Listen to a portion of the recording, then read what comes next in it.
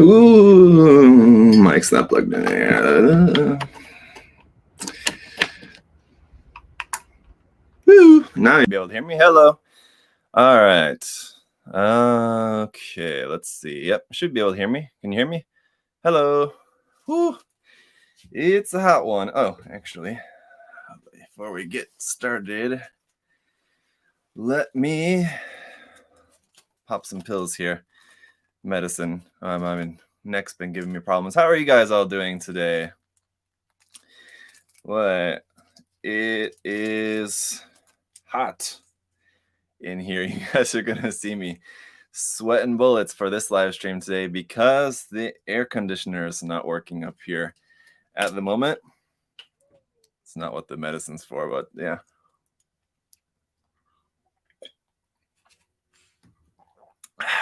My neck's been bothering me.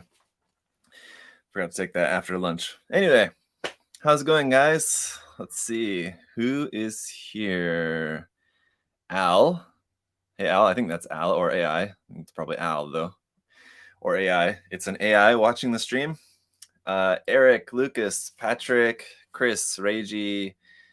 Don't know how to pronounce that. I'm sorry. Doing some homework at the moment. What's going on, guys? Let's see. All right. So I got a cold drink. That's going to help, but it's still going to be a pretty hot and sweaty live stream today, but should be pretty interesting. Got very cool kits to put together. Let's see. Surviving the workday and doodling in my downtime. There you go. Before I started doing this for my day job, when I was still teaching, building Gunplos, how I filled my downtime was not a bad way to spend your time. Miniaturite, hello. Tim, hope all is well. Yes, all is well, aside from it being very hot at the moment. Otherwise, all is well. The new God of RG? Yes, possibly. It definitely seems like it's going to be a very cool one. I will say, too, so far from just preparing all the parts and everything, assuming this kind of fits with what I was just about to say, is that there's a lot of very small parts with this kit. So I'll zoom the camera in a little bit there for you guys, so you're not looking at like 95% cutting mat with a couple little tiny parts in there. Sleazy Beezy over there on Twitch. Hey, how many pre-molded parts in this bad boy? 4. The shoulders and like the wrists, like the forearms. It's like the forearm. I'll show you that when we get to the arms, but it's basically just the shoulders and the wrists essentially. So very minimal on the pre-molded parts, which would be the I think what he's talking about is the in-molded, like your RG frame typically. Baver asked, did you move out of Korea? Yes, we've now been here for about 9 months, actually. So we're a bit behind, but yes, we did. We've all been getting all settled up in our new life over here on this side of the world. Does it have any stickers? Yes, of course. It's got your typical RG sticker sheet. All that. I think I'll put a few of those on there, but probably not too many. Typically, I don't really like these stickers. Even if you do want to put them on, how it goes with these stickers is that as long as they're on white plastic, they look fine and you can't notice the edges of them at all. If they're on colored plastic or anything darker at all, you can really see the edges of them and they just look like stickers stuck on there rather than decals. Something like a water slide or a drag transfer would look much better, of course.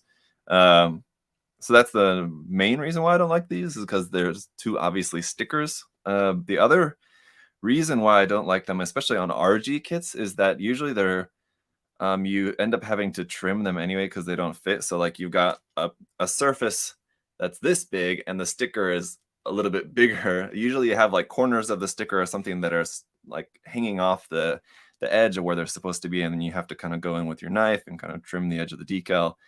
because they don't, because RGs, with them being very small and having a lot of really small surfaces, you know, they can only make the sticker so small. So a lot of times you have, once you have your sticker on there, you'll have a corner or two or something that's kind of going off the edge. And so, you know, it's like too small to be able to fold it over. And you end up just having to cut it, which, you know, works well enough if you have the patience for that. But with, you know, generally these have a lot of stickers, and if, you know, if it's half of the stickers you have to do that, I mean, that's a lot of work. And then at the end of the day, it's still just a sticker. I would still just prefer to, you know, if I'm going to put that much time into having markings on the kit, I would just go for some water slides. It'd be nicer. All right. Let's see what else we got going on here. Patrick already built his. Well, he's very speedy. In the chest, there's a part that if you don't push it down far enough, the chest opening gimmick won't work. And the whole neck assembly might pop out. Okay, well, that's something to look ahead to once we get to the body. Same, I rarely put on the clear stickers. Al said RGs are so flimsy in general, in my opinion. I would not agree with that. I mean, RGs... No, I mean, I would say there's aspects of the Shinanju that were like a little bit flimsy, but really nothing too bad in my experience. And I've built most of the RG line. I think, what are the only RG kits that I've not built? I don't know. No. What's one that I haven't built? I don't know. Actually, maybe I have built them all. I'd have to go back and look at the list. I hadn't built the Zigak until just fairly recently. That was one that I built, you know, much later after it came out. But other than that, I think I've built most of them. And I mean, it's been a long time. In fairness, since I've built like the Zakutsu and the Gundam, which were the first couple out in the line, it's been a long time since I built those. So I feel like for how much talk I see going around online about like early real grade syndrome and people talking about how, you know, poor that they think that early real grades are, I feel like I defend them a lot, but at the same time, I haven't built them in a long time, so it would probably be fair for me to go back and try building one of the old ones, just so that I have a more up-to-date perspective, because it may just be that I'm just not remembering, you know, how poor the construction quality may have been. Where's this part? F17. Okay, yeah, I was expecting it to be dark gray and it was light gray. That's why I couldn't see it. Anyway. But no, in my experience, I don't find the RGs that flimsy. But I don't play around with them that much. I mean, you know, just aside from doing the review, then I don't spend a lot of time, you know, changing around the pose and things like that. So, I mean, if you are going to do that, I would expect, yeah, probably that would be the case. But I mean, you could say that with pretty much any line. I think in terms of any line that you could generalize and say that the line holds up pretty well to a lot of posing would probably be the master grade line, I guess. Perfect grade maybe too. I don't know. The perfect grade line, I don't know. It's such a small line in terms of just the number of kits that exist in the line. Yeah, like it's not really a fair comparison. But if you were talking like HGs, RGs, MGs, these kits that have quite a lot of kits in the line, so you can kind of get a good aggregate of how to generalize them. Like MGs hold up pretty well to a lot of play, you could say, or just like a lot of posing of them, reposing them. HGs, it really depends on the kit. There's some kits that are solid as a rock, but there's some kits, like the HGIBO line definitely comes to mind as a line of kits that doesn't hold up well. If you change the pose once or twice, you're going to start to notice some degradation in the stability of them for sure. But that's my experience. So with RG kits though, I mean, generally, especially with the more recent ones, they're pretty fine. Oof, it's definitely going to be a hot one though. What are you guys' thoughts on the design of this version of the God Gundam? I really like it. I think the HG is more anime accurate, of course, if that's something that you care about.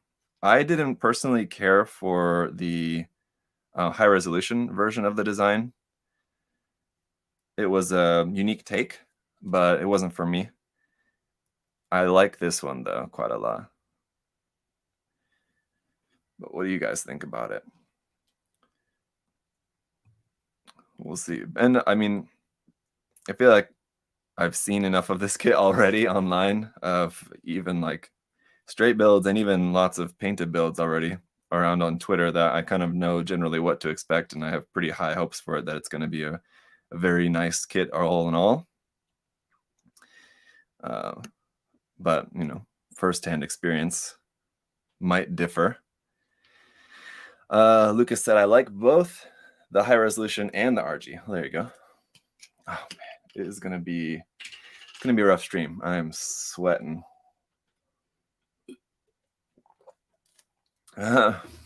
Dream Team collab build with the Shinonome Umi. When? I don't know about that. I have in the past reached out to Abby about like doing some kind of collaboration at some point on like a future trip to Japan, like getting together there for doing like a shopping video or something like that together. That's something that I would like to do. I think Umi's probably a little bit too high up there for her to do any sort of collaboration with little old me at this point. She's, I mean, I don't know. You guys get what I mean. I don't know what the right word that I'm trying to search for is, but yeah, it's too high profile for somebody like me. But would like to do something with Abby. Would be pretty cool. I'm a fan. I like her videos and stuff. I don't watch religiously, but from time to time I'll check out one of her videos. Yeah, Abby Anase. Yes, Chris, that's right. Yeah, she's pretty cool. So if I have the chance, I think that would be cool to do some kind of collaboration together with her. All right, so we've got a locking mechanism here for the leg, and I think I turned that the wrong way. For the hip joint at the top of the thigh, I guess I should say. And so yeah, none of the leg is going to be your typical RG pre-built frame. There's none of that at all in the leg, or in the body, or in the head. Just only a little bit in the arms. That's about it. Yeah, I am. What's up? That's fine. Over here or? No, right there. Okay. It's toasty in here. Yeah. This is. Can you get that? If you need to move any of that stuff, yeah, feel free. This hasn't changed. It's really fucking clogged up in there. Yeah. I actually noticed that last week, and I was going to say something to you. I forgot. This could be restricting the airflow, but it's not that bad. It's either this or, I mean, if this was super clogged, yeah, it would restrict the airflow and it would make it freeze up. Or it just probably needs Freon or whatever the thing is. That's probably what it needs, because if it's low on that, it'll make it freeze up too. All right.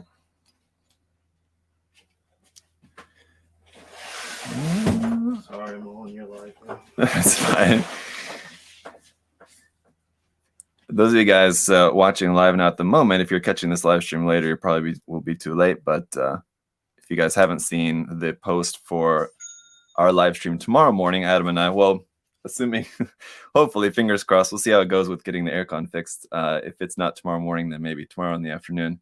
Adam and I will be live for our Q&A session with you guys, and also have a very cool clear color version of the MG Dynamis to give away. So yeah, just make sure that you guys go and leave your question on one or all of those posts around on Instagram, Facebook, the USA Gundam TV YouTube channel as well. So you're only allowed one comment, but one comment per post. So you could, make sure that you can just go and leave your same question on each of the different social media platforms. So you can kind of triple dip in a way. You can comment on the Facebook post, comment on the Instagram post, and comment on the YouTube community tab post. So some people have figured that out, but I feel like there's other people who have maybe not figured that out yet. So just a little heads up. Some people maybe were thinking that wasn't allowed, possibly, but it's definitely allowed. Some people definitely do it, and that's fine. So you'll notice that maybe sometime when you guys tune into those streams, that we will be. Oops, I was supposed to put these on first, wasn't I? Yep, on there.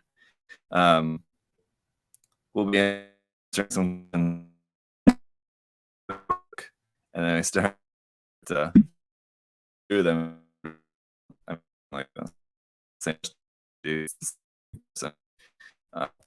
multiple platforms, which is fine.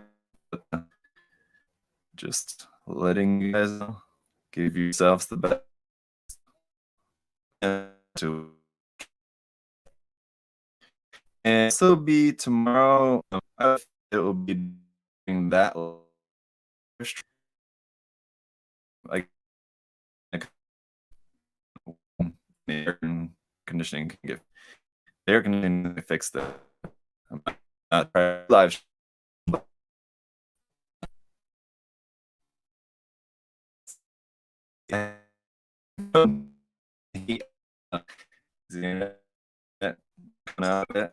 Hopefully not. Yeah, depending on how and when the air conditioning can go ahead and get fixed. I'm planning to do a live stream tomorrow afternoon as well. So if all goes according to plan, Adam and I will be live in the morning for our usual live stream, and then in the tiny piece flew across the room, but I saw where it went. Oops. My fox and my power loader. Okay, planning to do another live stream tomorrow afternoon of Plamono Trend. Yes, somebody said the stream is freezing. Oh no, I don't know why that would be happening. Hopefully, all right, I'll give it a minute. Hopefully, I wouldn't assume it's anything to do with the heat. Internet should be working fine.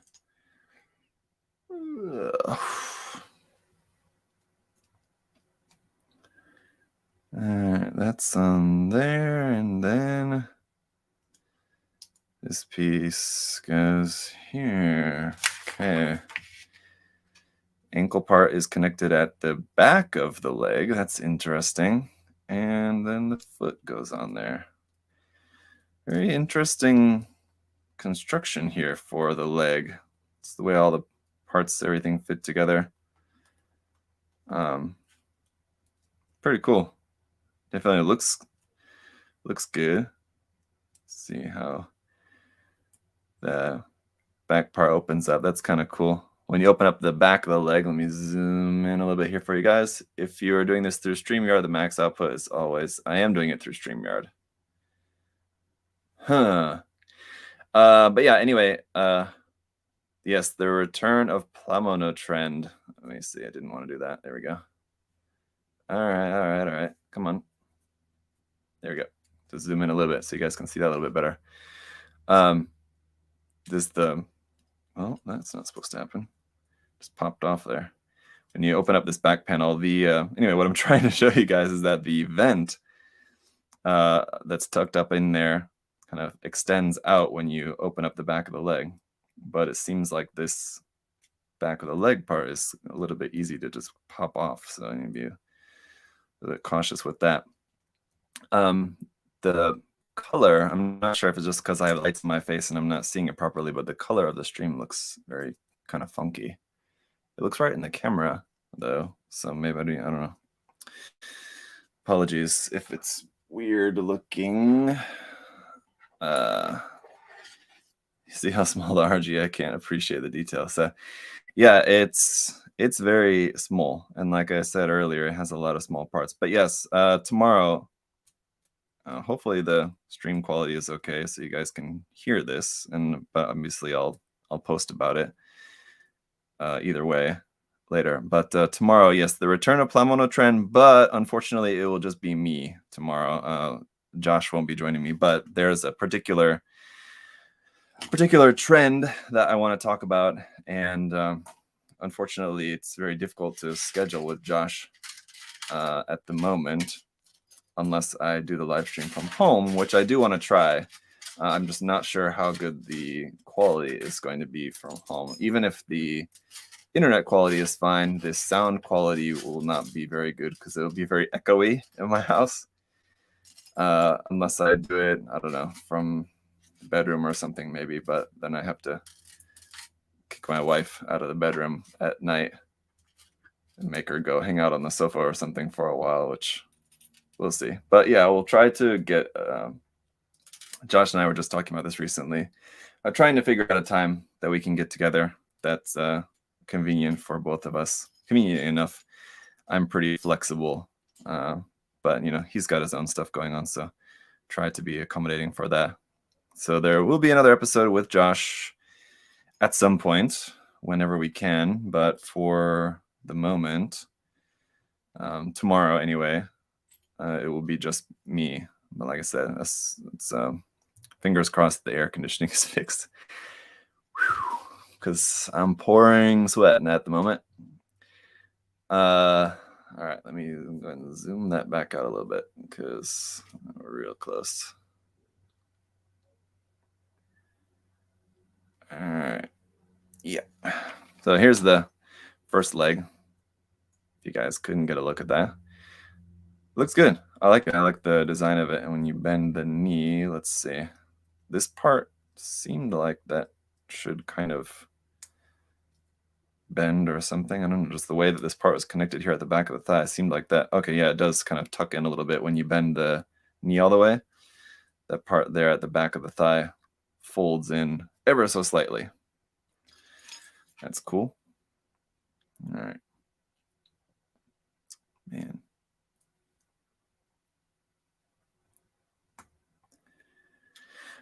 We had a no aircon sucks, especially in hot, humid climates. Yeah, hot, humid climates, and like on the second floor up in a room in a warehouse.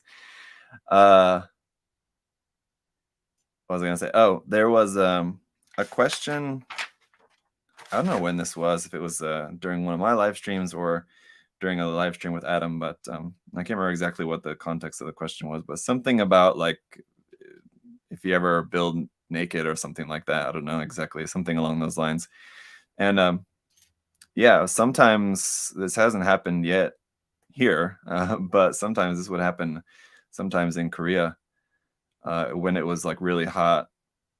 And I had aircon in my office, but you know, like over the years, I kind of worked from home when we moved, and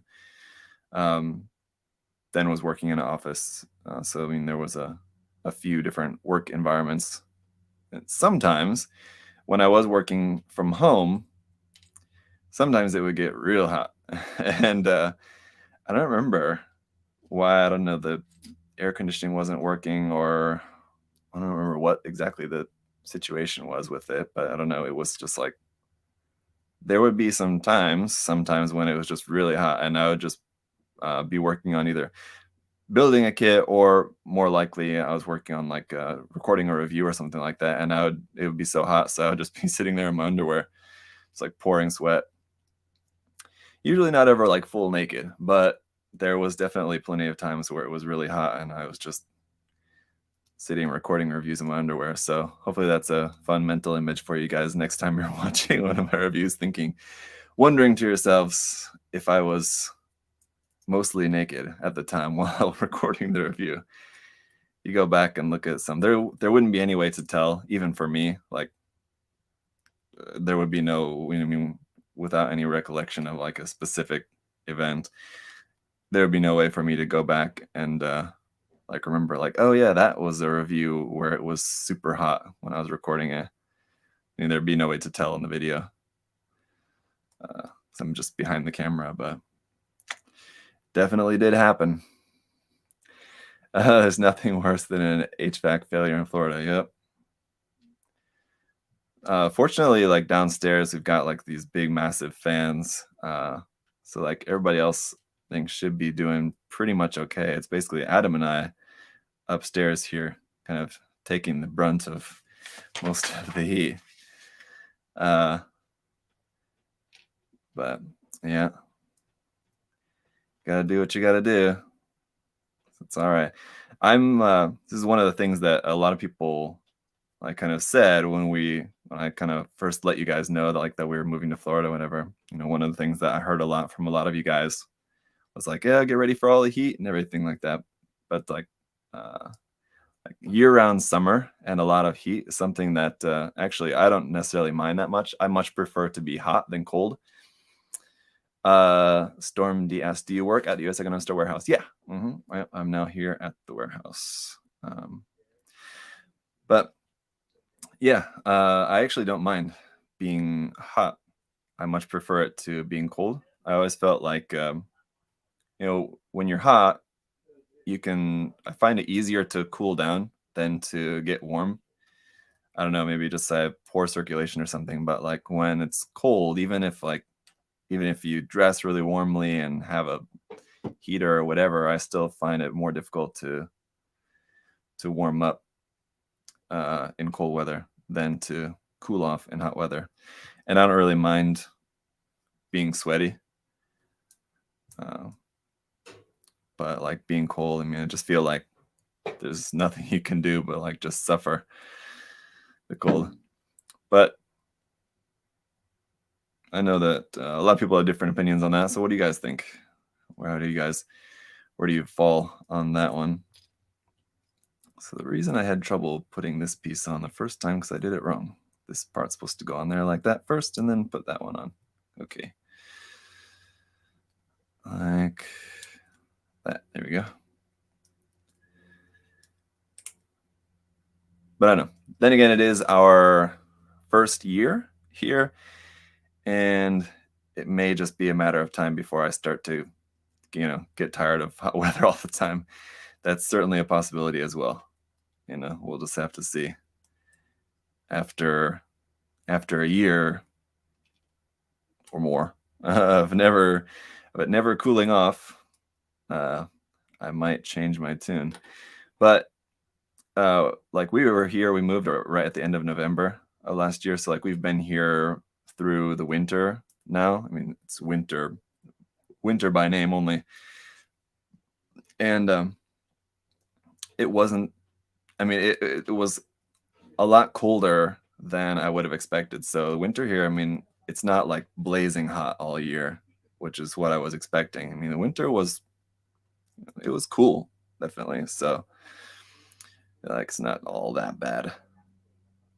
It'll cool down enough in the winter that it's much nicer to get outside. Well, let's see, both days of it. Well, it was, I mean, it was cool for, you know, quite a number of days anyway. So it was not too bad. Cold weather to keep the roaches, mosquitoes, and flies away. Yeah, that's true. There certainly is a lot of bugs here of all types. Let's see. Let's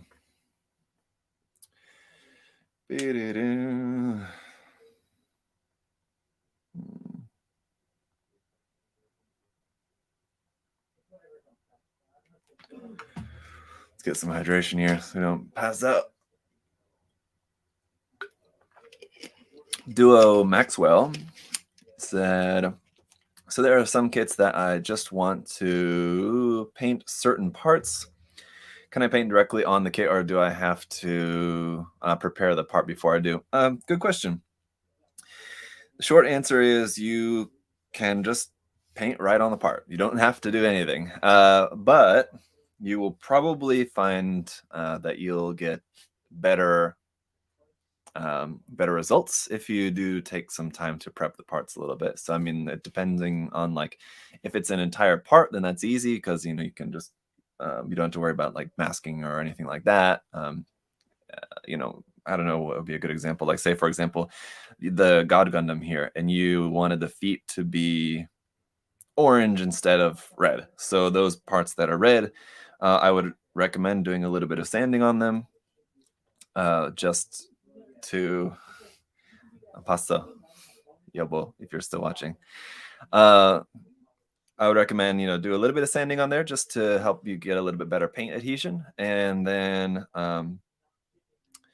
if you're wanting them to be orange and they're already red, the color is close enough, you could probably just paint the orange right on top of there and you would be basically fine. I would recommend using a primer or a surfacer before that, but again, I mean, not required, just recommended. You could get by, with just some orange paint over the top of that. I mean, if it's even just like an orange spray paint. Hand painting, you just want to be careful. Just depends on what type of paint you're using. You want to look out for like brush strokes. Make sure you're thinning your paint if it needs, and more than likely, whatever type of paint you're using probably needs to be thinned. So there's a lot of variables. Without any more information, it's kind of hard for me to say exactly, but in general, you don't need to do anything before putting the paint on the plastic, as long as it's paint that is for model kits. That should be fine. So then, if you got like some poster paint from like just like a big box hobby store, and I mean like a Hobby Lobby, not like a hobby as in like a plastic model kit hobby, but like a big hobby store like that, Hobby Lobby, or what would be another example? I don't know. But it's like poster paint that is like not made for model kits. If you tried just slapping that right on top of the plastic, then you're probably gonna have a bad time, and it's just not gonna stick well. It's gonna scratch off super easily, and I would not recommend that. But if it's paint for model kits, yeah, I mean, you could just start slapping it on. But again, it's not recommended. I would recommend, doing some work ahead of time, just kind of looking into kind of what are the general recommended steps for painting. And you may not have an airbrush, you may not have a spray booth or anything like that, but if you can get your hands on some acrylic paints, look up some videos on how to paint model kits with acrylic paints, just so you have a kind of general idea of some of the do's and don'ts of it, and should be basically fine.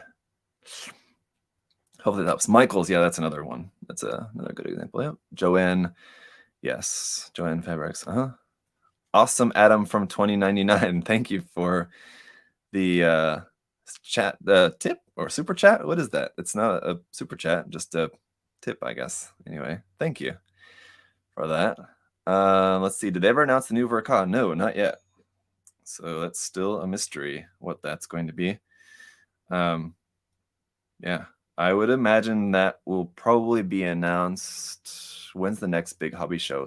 This month, September, I think, is when the next big hobby show is. I would imagine that maybe later this month we might know, because I would expect if they already teased it, then like based on the time of when they teased it, I would expect the release date for whatever it ends up being. I would expect the release date is probably planned to be somewhere at the beginning of next year. So like winter, or like January or February, March maybe of next year. And so if that is the intended release date for it, at least for the time being, then I would expect to see some more information about it probably pretty soon, this month or next. But they might, I mean, hard to know these days, but I mean, they might sit on that for a little while longer, and it might still be a little while, but if I had to guess, I would say sometime this month we should hopefully have a better idea. Let's see. Probably together with the MGSD as well then. That one, it's much harder to say. The MGSD is something I would not expect to see anything about that anytime soon, just because what we did see of that was not something that was officially put out by Bandai. So if it's not something that Bandai put out themselves, then that means that they're not ready to announce it. I mean, like when they're ready to announce it, then we can kind of have a little bit better idea of what the timeline is for it. But Bandai didn't announce that. It was just kind of a leak, basically, that they just registered the copyright for the logo, essentially. So with that, I would not expect to see anything more about that. I mean, anytime soon. Just we'll see it whenever Bandai's ready to announce something. Other than that, I mean, it's just something that just kind of exists in the ether. That there's no way to make any sort of predictions, anything about that at this point. The Verkai anniversary is December, right? So yeah, I mean, if they're sticking really closely to that anniversary timeline, then yeah. But I would say, I think probably what they'll do is not try to aim to hit December, but more so winter. So it doesn't necessarily have to come out this year. Winter extends into the beginning of next year. I think that's probably more likely. But again, really hard to say. I mean, who knows? They could announce it later this month, and it's going to be coming out in December, like you said. It's hard to know for sure. So speaking on this build anyway, as you can see, we've finished both the legs, and I'm working on the waist section at the moment, these being the back skirts. I thought they were the front skirts, but now that I'm putting them on here, I'm realizing that these are the back skirts actually, and it's kind of a tricky juggling act to get these parts on here, but I think I got it.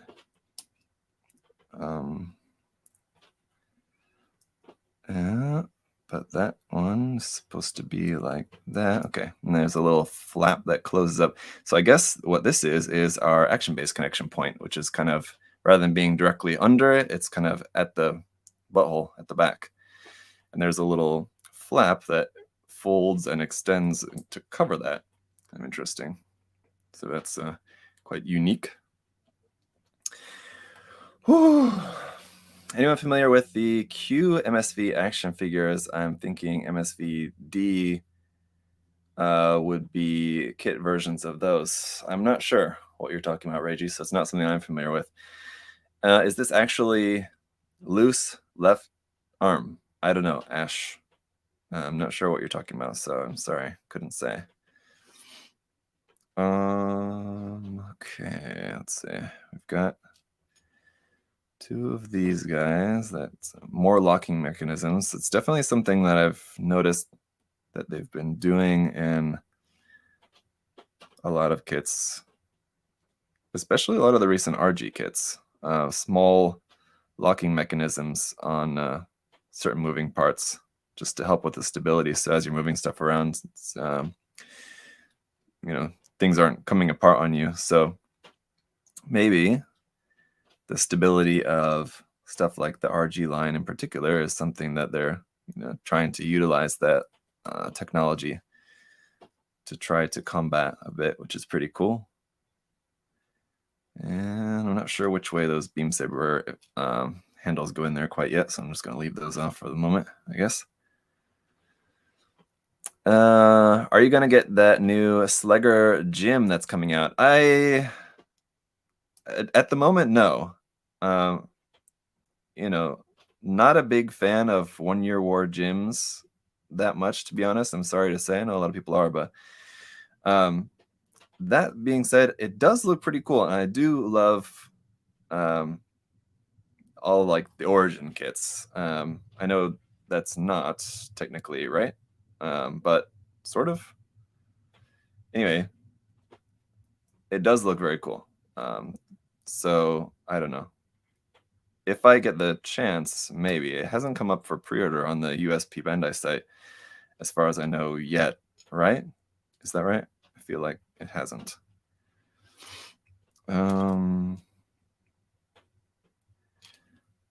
So I don't know if it comes up on the P Bandai site and I'm able to get a pre-order in, then yeah, maybe I'll pick it up at least to check it out. It does look pretty cool, I will say. I like that it's basically just the Origin Gundam, just with a gym head, essentially. Are you to do a review of this model kit? Am I going to do a review of this model kit? Of course. Yeah, absolutely. So probably that will be available for you guys on Monday, most likely, because with the live streams going on tomorrow, I won't be able to get to the review of this guy tomorrow, but I should be able to get that done on Monday is what I'll aim for. I've got a review that hopefully should be finished. It's like half edited. Just need to finish up the editing and then post that for you guys probably tomorrow. That'll be of the Mosho Date Masamune figure. If you guys remember the previous Mosho kit, which was about a year or so ago, I feel like at this point. I don't know if that timeline is right, but it's been a little while. The previous Mosho kit was the Shingen. What was it? Something Shingen. That was a really cool one. And the Date Masamune has been out for a little bit, so you guys have probably already seen some reviews or something about that already. You might even have one already, but I'm a little bit late on mine.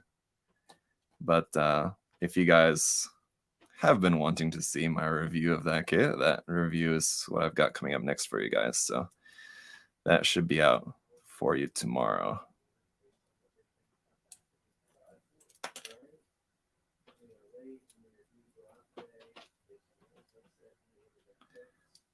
Let's see. This, just like with the back skirts, the front skirts is a bit of a juggling act to get this part on here to hold everything in place, because the skirts aren't really held in there unless you have the front piece on or back piece, and so you kind of have to like rest them on there while doing that. And I'm just wanting to make sure. Okay, that's kind of interesting. The legs sit kind of far back in the hips, which just means that like the front part kind of sticks out quite a bit. Interesting. It's very small though. Yeah, one thing, I mean, I noticed right away cutting all the parts out. I mean, like how there's quite a lot of very small parts with this kit, but now putting it together, I mean, it's definitely on the smaller side. There's our handles, which manual doesn't have us putting in quite yet. I think it's probably later on towards the end we're meant to put the beam saber handles in there. Just go ahead and stick them in there now. But there's the lower half. What is this? Gundam for ants? Yeah, it's pretty small, Cronus said. Hope we get the Origin gym in MG with all the weapons. That would be cool. Definitely would love some more Origins love in the MG line for sure. I mean, I wish we would get an Origins Zaku 2 in the MG. For how many different versions they made of the HG, you would think that there's got to be some decent demand for the Origins version of the Zaku 2 that, you know, it's been a while since they've done. I mean, they've made variations, mostly P Bandai variations of the Zaku 2. They've definitely got some good use out of the 2.0 frame of the MG that you would think, you know, hopefully it would be time that they could either, I don't know if they would be able to use the 2.0 frame of the Zaku to make an Origins version. I'm not sure how much they would be able to use. You would think, I mean, it's still a Zaku 2, you know, how much different is it going to look really? But I mean, I think there's probably enough different about just the proportions of it that it would probably require a new frame, which I wouldn't mind at all if they had to make an entirely new frame for it. Sure, why not? But I don't know if they could use part of the 2.0 frame and have it be sort of like a 1.5 uh, as far as like the frame goes. It wouldn't be a 1.5 like the DOM is necessarily, because it's a much more different take on the design in terms of just like the general details and design aspects and stuff. But if they reused part of the 2.0 frame and then made some parts of the frame new, I think basically would be the way that I would expect that they would go about doing that. But yeah, it is a mystery why they've not made something like that. But I think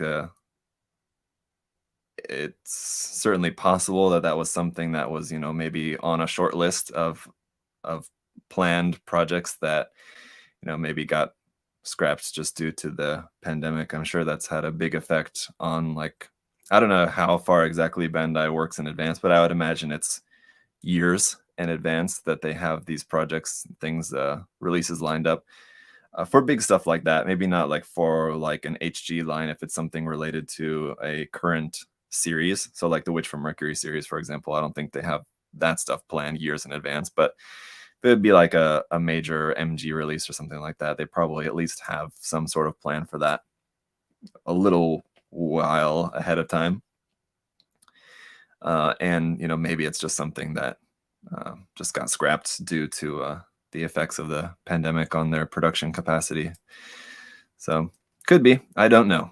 I wish I knew, but unfortunately, I don't have that insight. And if I did, I don't imagine that I would be able to share that openly with you guys. So it's just my speculation.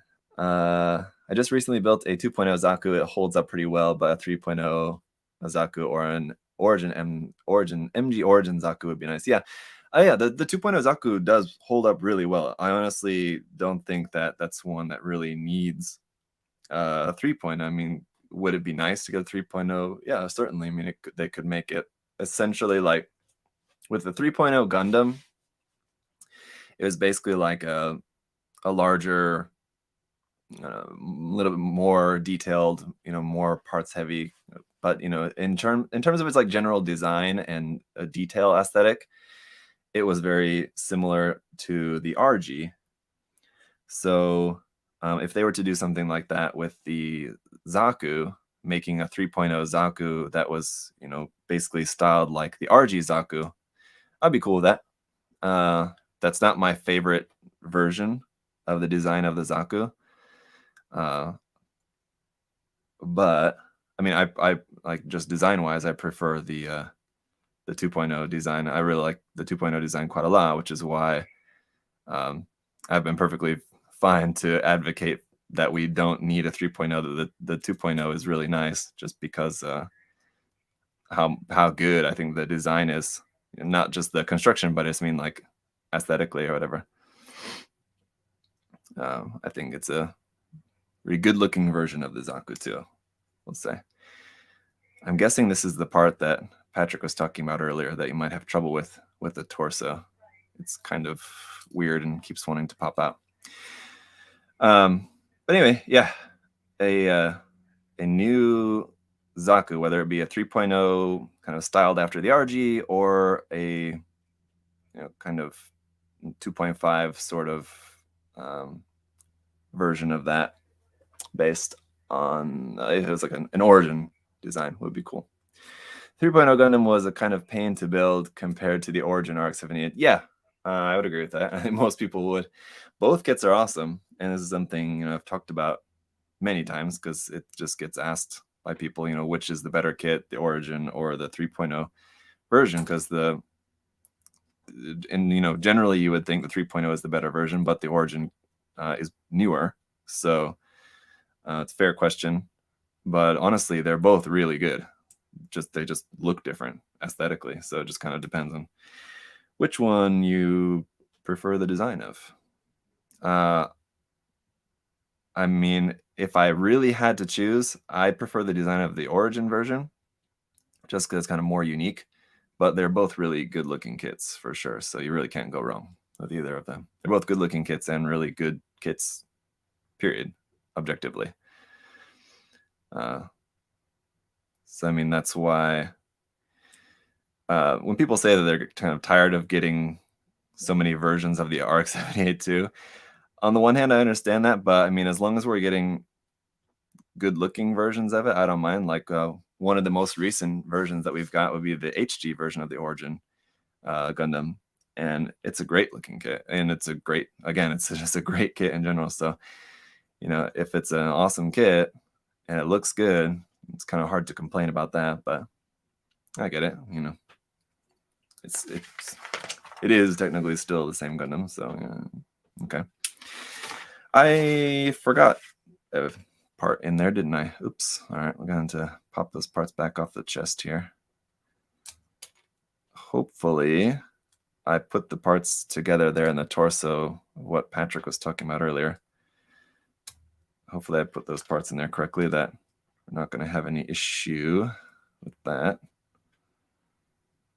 But let's see. I guess that just goes on there like that, doesn't it?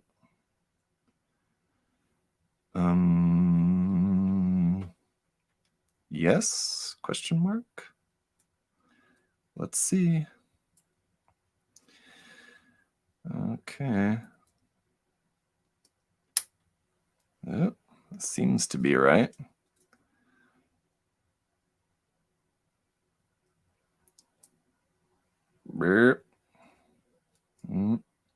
Let's see. That. Okay, yep, there we go. It opens up. There isn't a clear part in there, which I'm going to leave off for the moment, because once you put that clear part in there, there's no way it's coming out. And you have multiple different options for the sticker for that, which you probably should go ahead and use that too. But you have a few different options for the sticker in there. And I'm going to go with solid red for the time being, but there's some pretty cool ones. Man, it's hot in here. Yep, there we go. Clean. So there we go. There's our red dot in there. Okay, now we can finish up the back side of the torso, back and the top side of the torso. Let's see. Got the covers that go over the Gatling guns. Let's see. This goes like that. Entry grade is great too. I have the USA version on my desk. Yeah.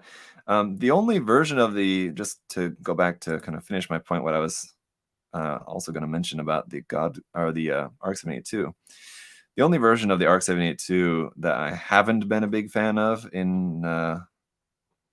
with the many releases in recent years, with it being the 40th anniversary and all, they've come out with quite a few, was the Beyond Global. There's aspects of the design of the Beyond Global that I'm not a big fan of, most notably like in the legs.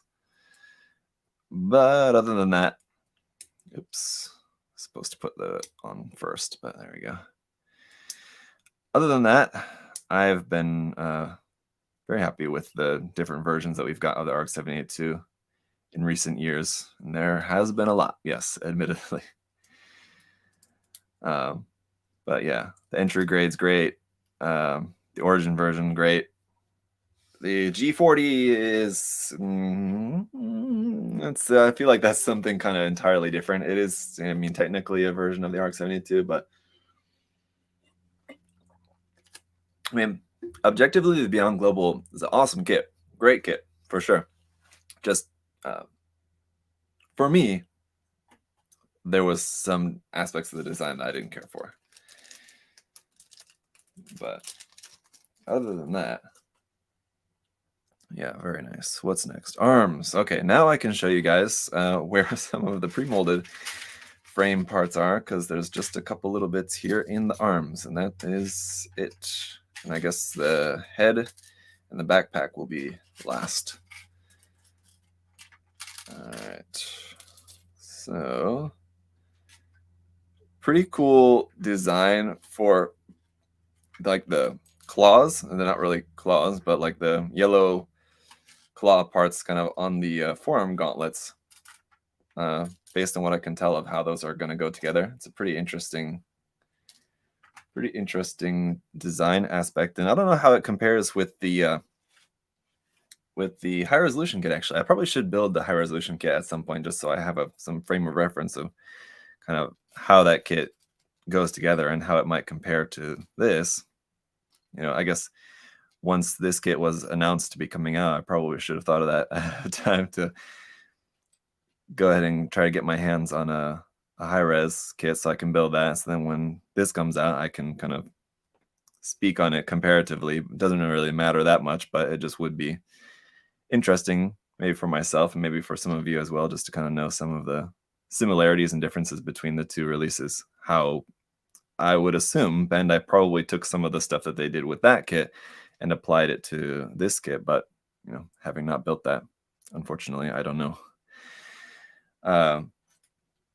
But I can assume that some stuff, like the way that the gauntlets work on this kit, is probably similar to what they did with the high res, possibly. I'll have to take another look at that kit, maybe watch a couple of reviews or something like that from other people, and that'll give me a little bit more frame of reference.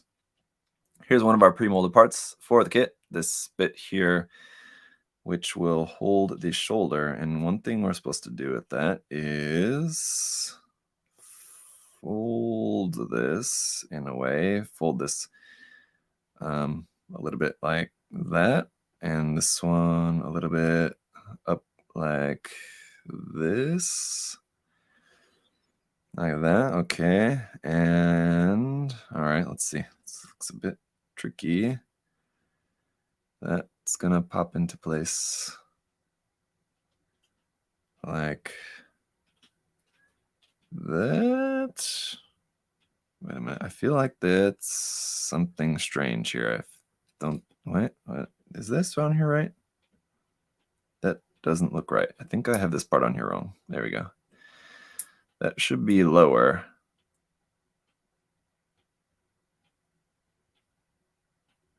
Yes. No. Oh, there we go. Okay, I got it. Right. And this part will fit on here like that. Whoops. No, it's wanting to slide up. Don't slide anywhere. Just pop into place. Come on now. Let's see. Beyond Global makes the Gundam look like Chun-Li. Yeah, I get what you mean.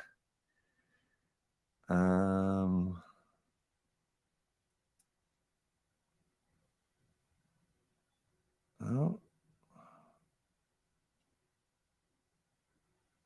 Let's see. No, that's right. It should fit on there like that. Should fit on here.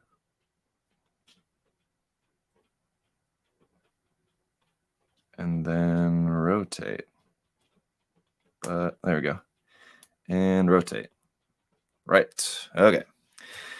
How long does it take you to prep all the parts for your build live stream? Broda asked. I mean, it totally depends on the kit, but generally speaking, a kit like this would take a few hours, definitely. HG kit would take a few hours. The MG kit, would take a little bit longer, but few hours. I mean, you gotta cut out all the parts and then go through everything and remove all the nubs and all that. Do all that prep work ahead of time. The flat hand comes pre-molded on here with the wrists, and so you have to. You're meant to, I guess, remove that ahead of time and take this part here, just on the back side of there, or I guess like the side. This is probably your part that's going to be for attaching the gauntlet to. It's going to move back and forth. It tells you, and this is very important. I highly recommend you guys to pay attention to this, to move the part back and forth a couple times before you move on with the assembly, just to make sure that it's kind of loosened up a little bit. And yes, very important to do so. So once you've done that, then we can put that in here and turn that. Okay. Next, this part should pop onto there, and this part onto there. There. Whew. Tight, but yeah, make sure it's on all the way. So there you go. Our arms coming together here. We move for whatever reason, then we go, rather than finishing off the lower arm, we go back up to the shoulder, and we're going to work on the shoulder armor, and then the gauntlet part is going to be last, I guess. Okay, we'll come back to that. It's up here on the shoulder. Just picked up an HG IBO classes Schwab custom based on your review. Can't wait to build it. Great kit. You'll enjoy it. Would you consider, Mercenary asked, doing a collaboration with Kason On Air? I don't know who that is. Sorry to say. But I'm generally pretty open as far as who I'll do any sort of collaboration with. I mean, if you know, somebody wants to, if you're a content creator and somebody reaches out to me and asks, hey, you're interested in doing this or helping out with this, I, you know, try to accommodate people and say yes as much as possible.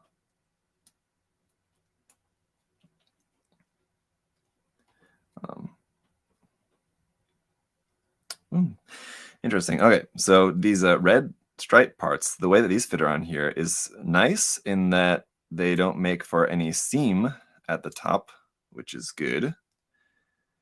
But they are very thin, and I feel like if you're not careful, it will be pretty easy to break something there, so do be careful. And we got this guy up here. Uh-oh. Yeah, some really small parts here, so especially when you're all sweaty, it's not ideal, but trying to get this together without having any issue. With some nice little bits for our color separation here. Oh, and here's where those gold stickers go. Let's go ahead and put those on while we're here, I guess. Just because they're pretty cool looking stickers. I think is a VTuber with face reveal sometimes. Oh, K-san is a VTuber. Okay. I mean, I don't know what kind of, I would assume Gundam related, if you guys are asking me. But what kind of a VTuber, I guess. You know, builds model kits. It's a person that also makes content in English, or it's a different language. Don't know. Been ordering kits from USA Gundam and building with my 12-year-old son. So much fun. That's good. I mean, no matter where you're buying your kits from, that's cool. You're building with your son. Commander Bly. But thank you for the support too. Buying from USA Gundam Store. That's also very cool. Let's pop into there.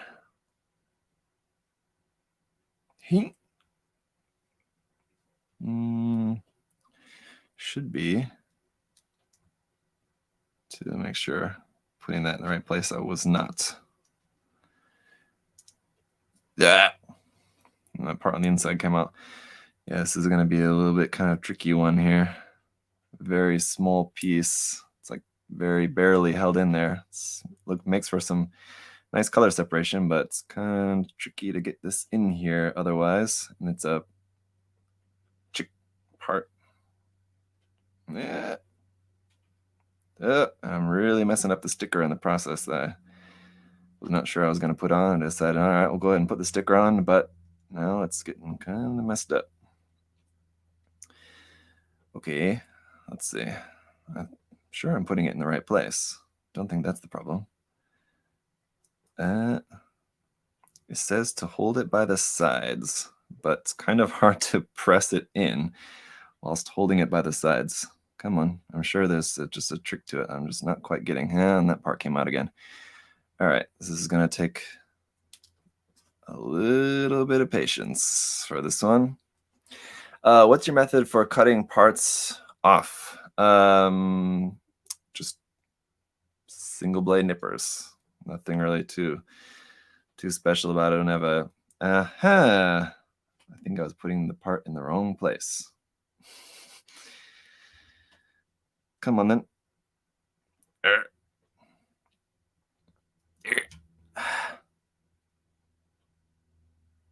Now I'm tempted to take that sticker off and move it to the other side of the kit.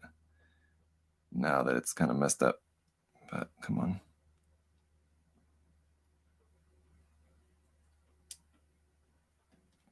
Was that it? No. I thought I heard it click, but not quite.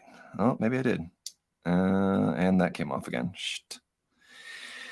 I'm finding myself taking the most time being careful about snipping pieces off the runners, like average HGs. That takes people about 2 hours. Takes me upwards of 6 hours. If it's taking you that long to just cut the parts off an HG, then I would say that, yeah, you're probably being a little bit too careful. But what I would say to you is my guess, I don't know, tell me if I'm wrong about this, but my guess is that maybe you're trying to cut the parts as closely to the, you're trying to cut the nub as flush as possible. I don't recommend that. Some people do it. Some people say that nippers, like a single blade nippers, especially like something like high-end nippers like God Hand and stuff like that, some people will say like that's what they're for being able to cut the parts off like right up against the part. I just don't recommend it. I've never been convinced that it's a good way to go about building, cutting the parts off as closely as possible. I think it's just such a better way to go about it. Is just to cut the parts off, leaving a little bit of nub on there, and then just cleaning it up, whether it be with a hobby knife or sanding or a combination of the two, whatever you want to do. I just think that's just a much better way of going about it. So, I mean, build in whatever way is comfortable to you. I would also just not worry too much about how long it takes. I think I am doing it wrong. Fuck. Not worry too much about it in general. If it takes you a little bit longer, then look at it this way: you're getting more value out of the kit. Because yes, when you buy a kit, what you're paying for is the physical object, but what you're also paying for is the time of enjoying a hobby. So, like, for example, if your hobby, there we go, finally. If your hobby was, I don't know, bowling, for example, one of you're paying for, one of the things you have to pay for is renting the lane for that time to play your games. One of the things you're paying for with a model kit is the time you enjoy building the model kit. If you didn't enjoy building the model kits, then you would probably be more interested in collecting figures or something like that. But if you're buying and building model kits, then you probably enjoy that aspect of it. And so if it's a model kit, that takes you a lot longer to put together, then, and you're assuming that you enjoy that process, then you're kind of getting more value out of it, which is not a bad thing. And thank you for the super chat there from Patrick. Patrick, thank you so much. He said, what do you think the next Furka will be? I think it'll be either a Zeta RX-72 or GPO1. I don't think that it'll be a Zeta. That one I wouldn't put too much money on. I think the chances of it being a RX-72, 2.0 Furka, or a GPO1, I think those are much higher chances, with the RX-78 probably being the most likely, but I am thinking more and more that I'm agreeing with some people who are guessing that it might be a GPO1. I think that would also make a lot of sense, but no way to really know at this point. But I think either of those are pretty good options. Other than that, Like this is something we've talked about on a few live streams in the past, but yeah, other than that, those would be the two most logical options. So let me see, hang on. If it's not one of those, then it really just could be anything. So that's why it's really difficult to make any guesses, because I think those are the guesses that really make the most sense. And yeah, again, if it's not that, then it could be anything. Who knows? I honestly think that, like, for me, where I'm at right now is that it's kind of a equal toss-up. It's like a three-way split for me. It's either going to be a 2.0 RX 782 Verka, a GPO1, and then maybe it's something along the lines of like a GPO1 that includes parts to make it either as the standard GPO1 or as the FB. Could be something like that, or it's going to be something entirely different. I know that kind of seems like I'm just kind of covering everything, but I think that it's got to be, well, I mean, with the third option being like it could be anything. That's leaving it very wide open, but the point is that it's going to be something entirely random, as far as like what we could possibly guess for what it might be. I don't know. Does that make sense? So, I mean, yeah, going off that, like, there's no way I could be wrong with just saying that one of the options is it could be anything. But I don't know. You guys know what I mean? It's just that the point is that there's no way that you could guess. That's what I mean. I guess that's the best way to say it. Not necessarily that I'm making a prediction. Huh?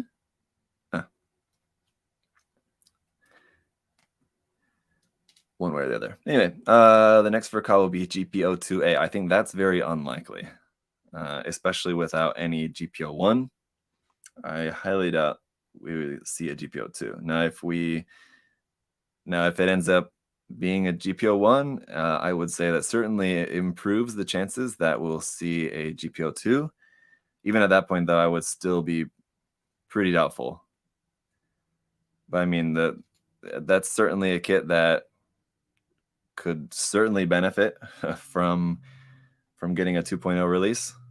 So it would certainly be a very welcome kit by a lot of people, fans of the design, because the HG is not very good either. The HG kit of the GPO2 is, not great. So any new kit of the GPO2 would be fantastic for fans of the design.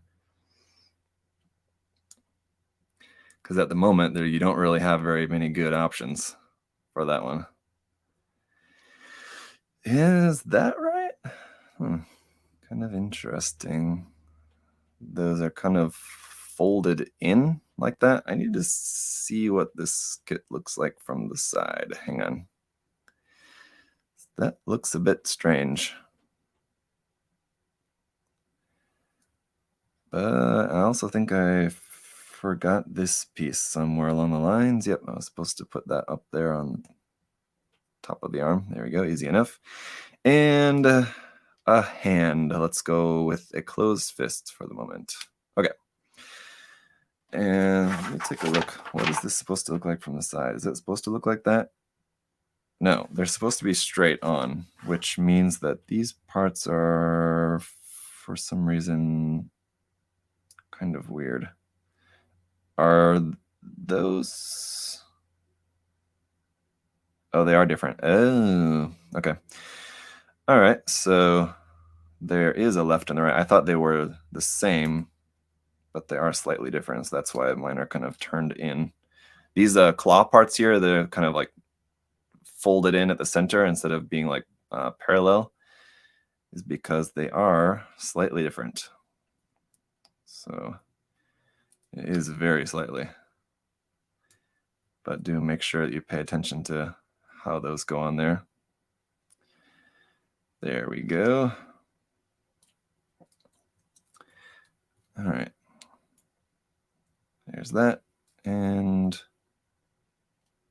there's that. That's better.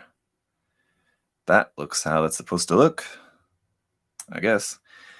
And that arm is done. Good. Pop that on there.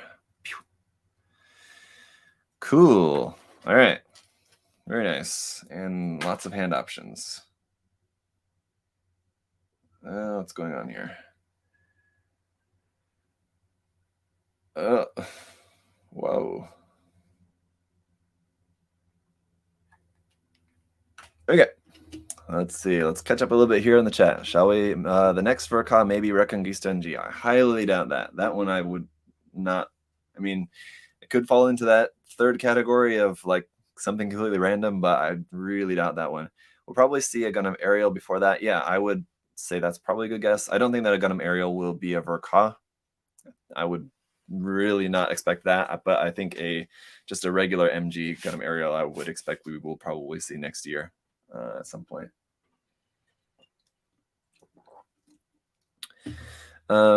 Val asked, any ideas on how to fix that cheap red on the MG Shinanju OVA with minimal effort? I'm not a custom builder, but I can get some Tamiya spray cans. Depends on what you mean. I mean, what kind of look you're going for.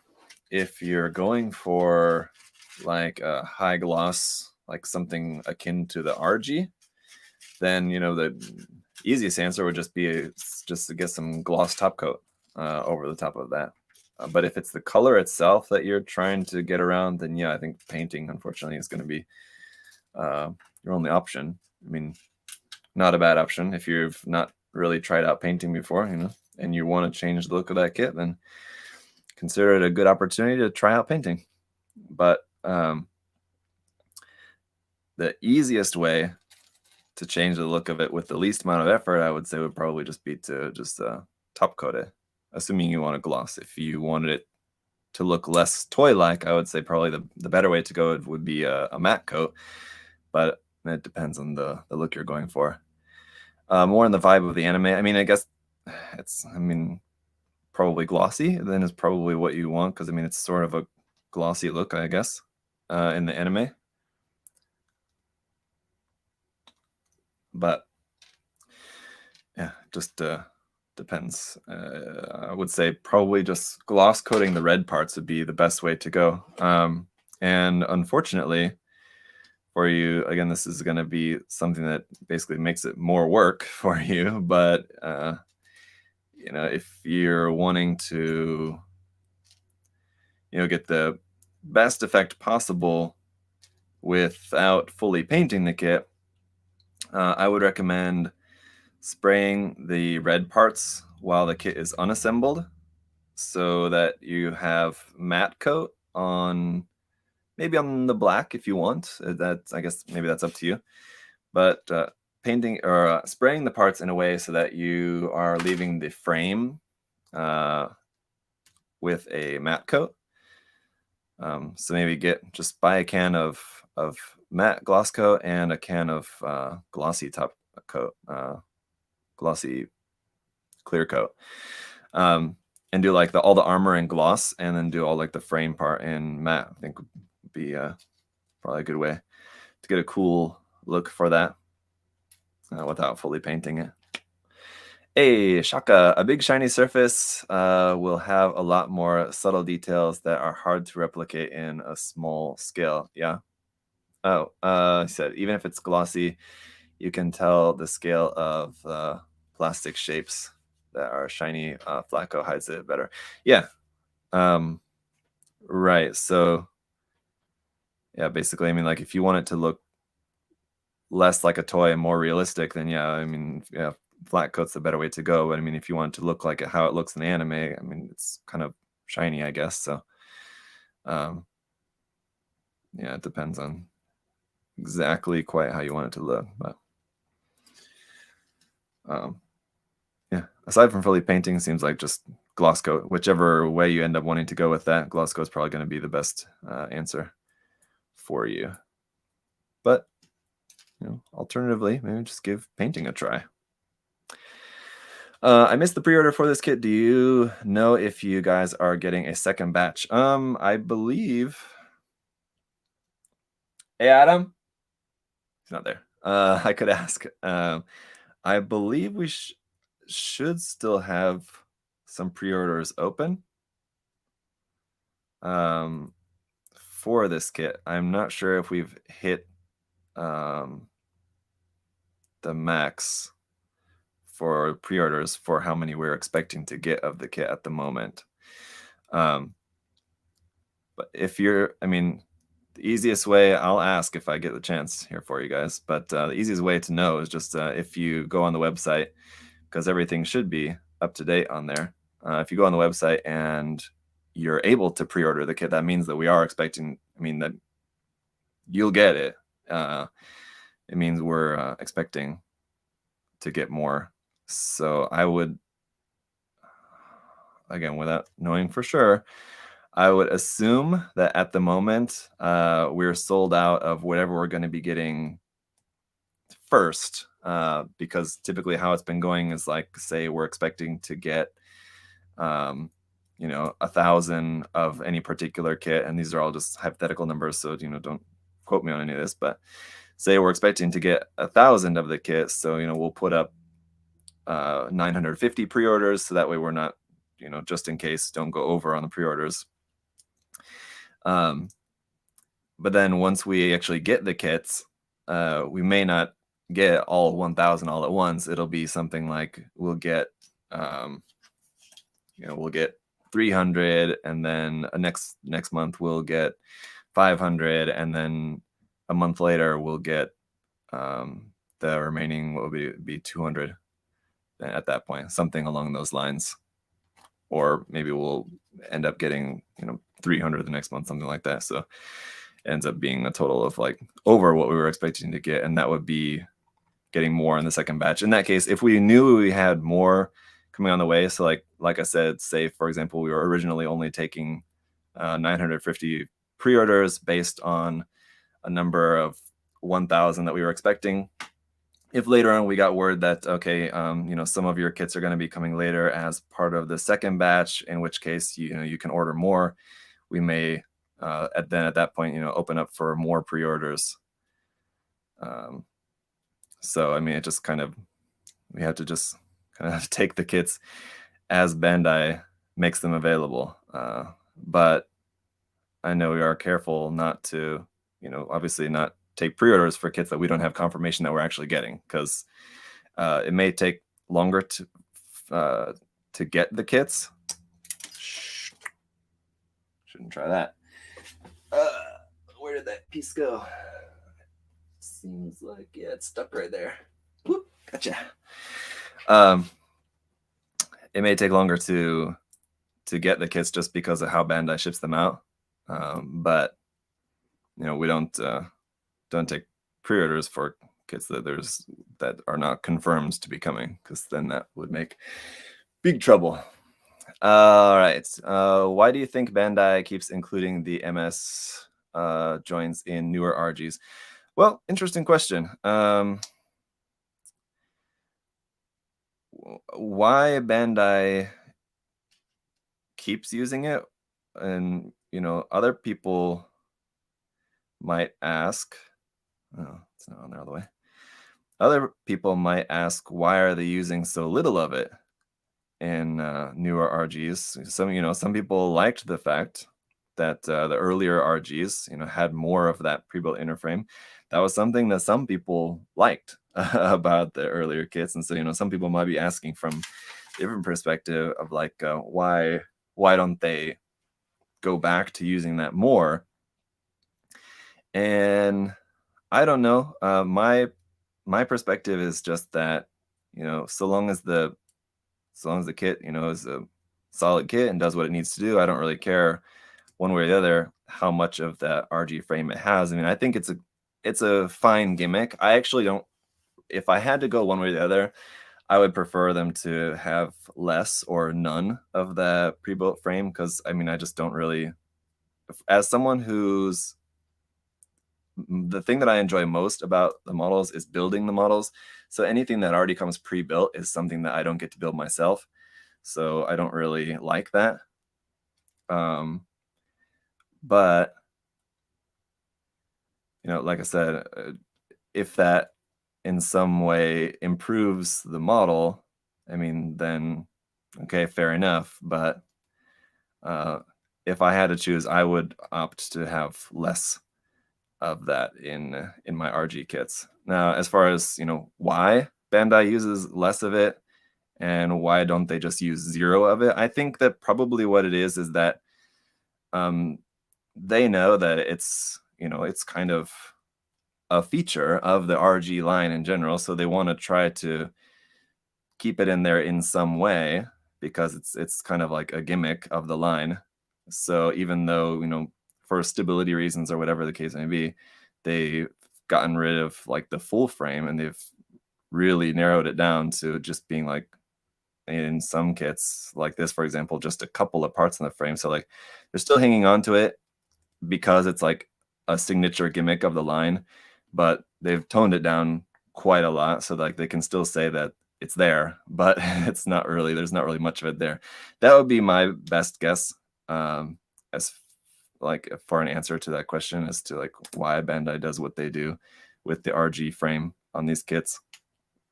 I think if they scrapped it entirely moving forward, I think you know, people would complain, and at the end of the day, Bandai doesn't really care that much about how much we complain, especially we in the West. I mean, but in Japan, they're obviously going to care a little bit more. But I mean, as long as people are buying it, then they're really not going to care that much about how much people complain about it. It would only really be something that they would, you know, really take into consideration if it was hurting their bottom line.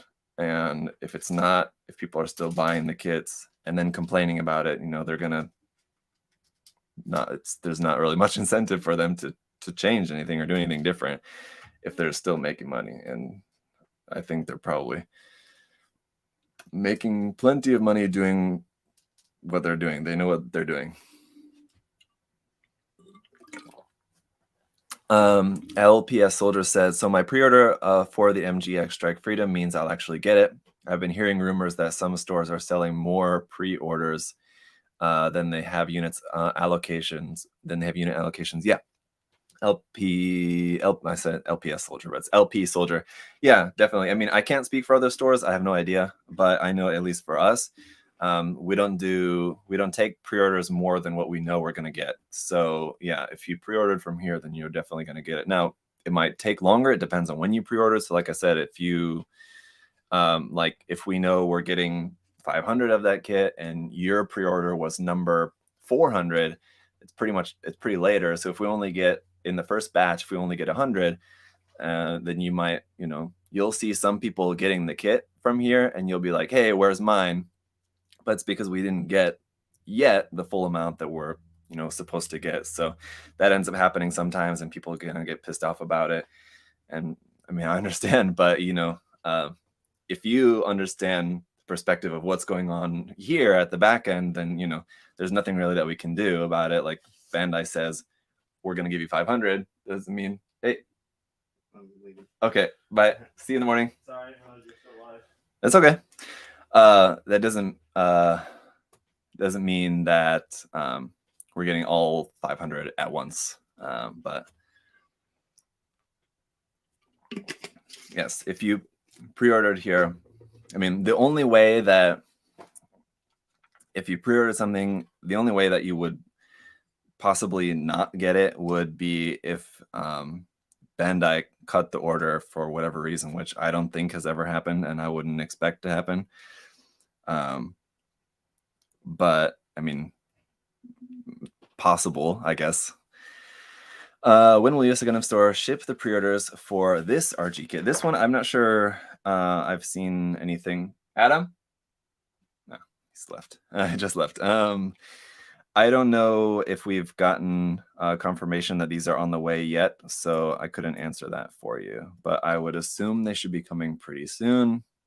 But sometimes we know when stuff is on the way. Sometimes we don't really know until it's, here, or like it's coming, like we get confirmation that it'll be here next week. Then we can say, once it's like in transit, then we know. But other than that, we don't really know a lot of details usually ahead of time. We can just kind of make guesstimations based on, when we know maybe from Bandai that like the kits have arrived in the US and that they're going to be sent out. Then we can kind of generalize, okay, normally in that situation, what happens is that it takes about, 2 weeks to get from, Bandai on the West Coast to here on the East Coast. But even then, still, I mean, you can only make a best guess, because with everything, with like transportation of goods these days, I mean, just because it normally takes 1 or 2 weeks doesn't mean that, something, anything can happen that might end up causing it to take 3 weeks or 4 weeks. Just stuff can happen with a trucking company, train, plane, however it ends up coming. So, I mean, all I can say is that, I mean, everybody here tries to do their best, as far as, making sure stuff gets to us as quick as possible, and then gets from us to you guys as quick as possible. That's all I can really say. There's no incentive for us to like get a huge shipment of stuff and then just leave it sitting there in the warehouse, just sitting on it, rather than just shipping it out to you guys as soon as possible. I mean, the nature of how, running a business, and especially online business, centered around a warehouse, not like a physical storefront, keeping stuff moving in and out as quick as possible, is that's how it works. So, sometimes get the impression from people that like we got your kits and we're just, keeping it for just sitting on it for no reason. That generally doesn't happen. Well, let's see. Okay, what's going on in the chat here? You're talking about stress marks. Yes, storage costs money. Yep, that's exactly it. Yep. So everyone shipping the product wants it moving. Yep, absolutely. But I mean, there's of course limitations. I mean, if we have any particular day, maybe 500 orders in the queue, how many of those orders, based on how much staff we have, how many of those orders are we able to get out in a day? I mean, of course, there's a limit to that. No way around that other than just hiring more people. But we have a good amount of people on staff here. So we're, like I said, everybody down there in the shop, I know, works hard to get that orders out, as quick as we can, as quick as they can. It's nothing really much to do with me. There's not much that I can do to help out with that, other than just helping to show you guys cool stuff. How's this part going here? Okay, that's here. Will IPP paints ever come to the States? IPP, yeah, I don't know. If you guys are unaware, which most of you probably unaware with IPP paints, it's a Korean paint brand. And even though I lived in Korea, I never ever tried them out, just because I mean, there in Korea, we had easy access to, the bigger Japanese kind of name brand paints, Gaia, Mr. Color. So, if we had access to those, I didn't really see any point to trying out a very slightly cheaper alternative when I could kind of get what are generally considered kind of like the best model paints for, the same price, essentially. There wasn't really any incentive for me to try out IPP. But anyway, I mean, I've not heard anything bad about the paints. So as far as I know, they're fine, good paints. I don't think that we will be getting them here anytime soon, and I don't know if even the company there in Korea, I don't even know if they have aspirations to export the paint to either America or anywhere outside of Korea. I'm not aware of that, but all I can say is that it won't be coming here anytime soon, as far as I know. Storage costs money and lots of it. Yeah, exactly. What Gundam would you like to see in RG? Seeing as how RG is not really one of my favorite lines, it's not really any Gundams that I could say that I would like to see in RG. Because if there's any Gundams that just I would like a kit of in general, then I would prefer it in a different line. Like, for example, if you saw like the most recent AMA video that I did, like one of the just a couple of the kits that I talked about would be like the Siskade, for example, the Saikomuzaku, stuff like that. Some of these mobile suits, kind of a little bit more obscure ones that I would like to see model kits made of.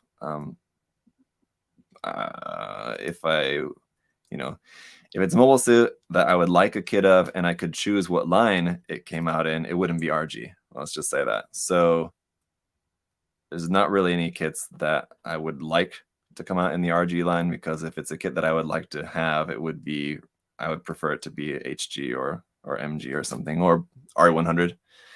In the case of something like the Siskade, I think an RE100 would be awesome. Other than that, HG. But anyway, so yeah, that's my perspective on that. I mean, the RG line is fine. It's fun. I enjoy building them when they come out, but it's not my favorite line.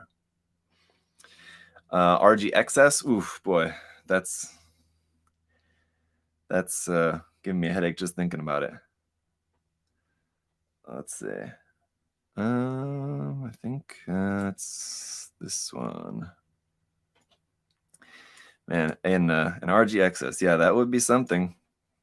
I mean, think about if you've ever built the Master Grade, think about how complicated that Master Grade is, and shrinking that down into 1/44 scale. I mean, it's a big Gundam, so it would be a big kit. It's not like it would be something like this where like it would be super tiny. So it'd be good sized, but man, that's still a lot of very small parts. Can't say that would be high up on my list. I would, if we're talking about the XS Gundam, I think what I would prefer, if anything, or if we're getting any sort of like new version of the XS Gundam, what I would prefer would be just like a new HGC, like an HGC Revive or something. I'd be fine with that. Other than that, even the Master Grade, I wouldn't want like a 2.0 XS. I mean, it'd be nice, but I think the 1.5, even the 1.0 is not that bad, but the 1.5 definitely is fine, I think. So here's our backpack, and that should plug right into there. Feels pretty solid, I guess. There wasn't any click or anything, but there we go. And there we have it. So unfortunately, seems like the wing parts don't close up really tightly. Like you're gonna have little gaps in there. It seems like with the HG, you could fold it in a way to get those to close up pretty tight. But this one, that doesn't seem to be the case. Let me see if there's a kind of more of a trick to it or something maybe, but I don't think so. Can we? No, well, yeah, I guess maybe you can kind of. Yeah, okay. Kind of just have to. The way the kind of fins work on the backpack is very different. Kind of hard to explain, but it's very unique. Okay. Anyway, very cool. That's really about it. Other than that, just have some effect parts. You have your beam saber blades, which are like the katana shaped beam effect blades, which are pretty cool. I don't know what kit those are from. I want to say from the what was the name of it? Mega Shiki, maybe. But I think the year, if I remember correctly, like the year on the runner for those was 2014 or something. Seems like it's before the Mega Shiki was out, I believe, but I don't recall. All right, let's see. I just want to check how the effect parts go together. So I can just go ahead and put those together for right now. These go like this, I believe, all right, like that, okay. And these will hold the effect rings, which look really nice. Let's go ahead and just put these on here while we're here. See if I can figure this out. So you're meant to angle this back a little bit and do the middle one, the inner one first. That goes on to here.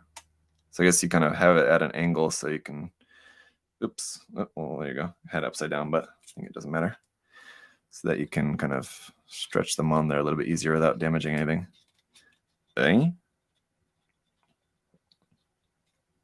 Oh, can put it on from the back. Okay. That slots onto there. And like that. Ah, okay, interesting. The great part about these effect parts too, and I'll talk about this in the review, and I already mentioned it, I know, in the unboxing portion, which is obviously already recorded, is that these effect parts look good from the front and the back. Sometimes you have effect parts, especially like on some kits where the effect part is like a beam shield or something like that. The effect part looks good from one side, but when you look at it from the other side, it looks a bit weird. These effect parts look good. I mean, they look exactly the same from the front and the back, so that's nice about them. They don't have like a particular front side or back side that looks better than the other. They look exactly the same on both, so I really like that aspect of these. Now, how does this fit onto here? Oh, looks pretty simple. Just kind of plugs right in here, right under the base of the backpack there, like that. Oh, very nice. Cool. So there you have it. All right. Very nice. I'm a fan, I gotta say, so far. I mean, but I think the kit looks great. The styling of it may not be for everyone. If you wanted something a little bit more anime accurate, it's not that, but I think it does look very good. I will maybe go ahead and put a couple of stickers on later, but for right now, super hot here, and that's enough sweating for me. I'm gonna wrap up the stream for now. What do you guys think of this here? Pretty nice.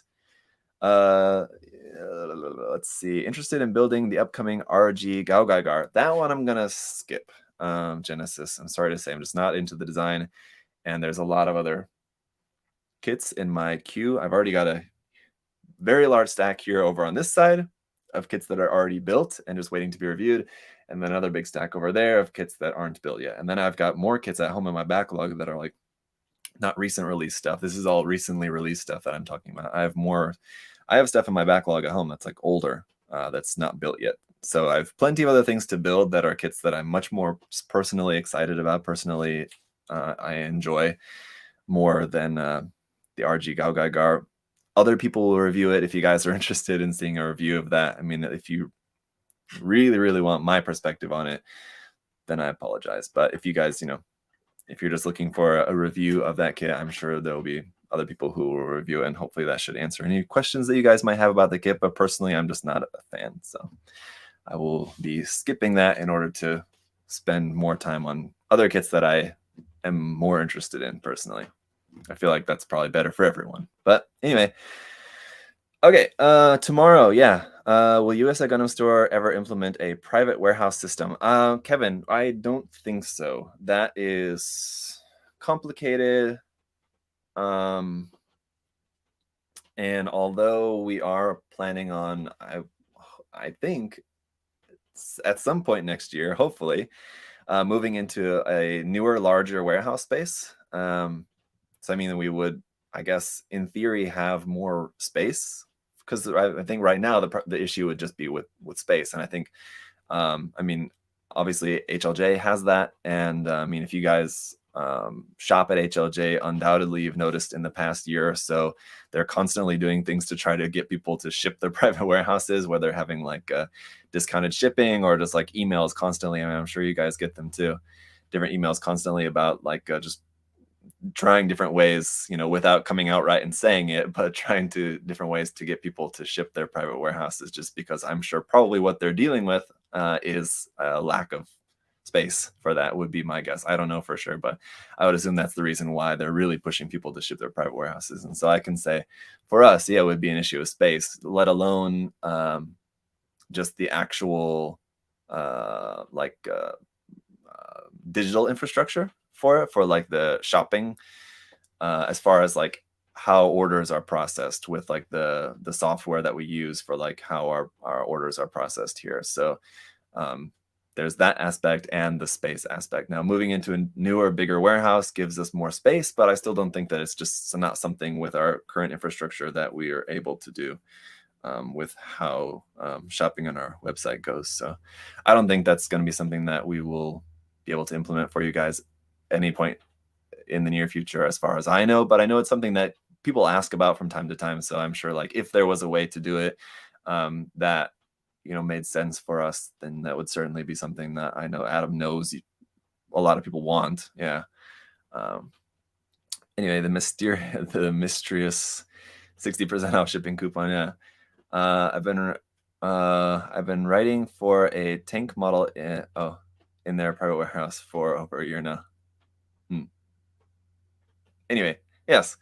All right, guys. So I'm going to wrap up the stream. Thank you so much for hanging out today. Definitely check out tomorrow on the USA Gundam TV channel. Adam and I will be live. Hopefully the aircon will be fixed first thing in the morning so that we can be in here and do our stream as scheduled at 10 a.m. Eastern time. But it's possible they might be in here, or they might still be working on the air conditioning at that time. And so maybe we might have to delay that till the afternoon or something, but just stay tuned. Go to the USA Gundam Store Facebook page, Instagram page, comment on those, leave your questions, and also the USA Gundam TV YouTube community tab. Leave your question. You can only ask one question, but you can ask that to all three platforms. We have 3 chances. It's just chosen them from one of the 3.